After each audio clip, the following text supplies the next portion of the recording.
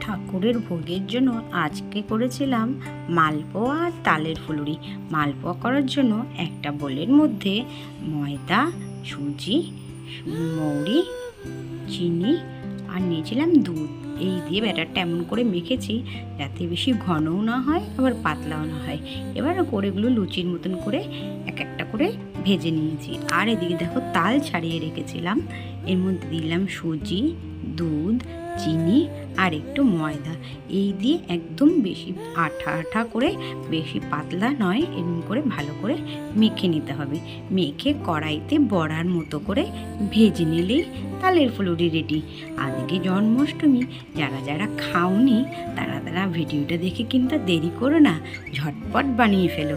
আর কারা কারা ভালো খাও কমেন্ট বক্সে জলদি বলে ফেলো।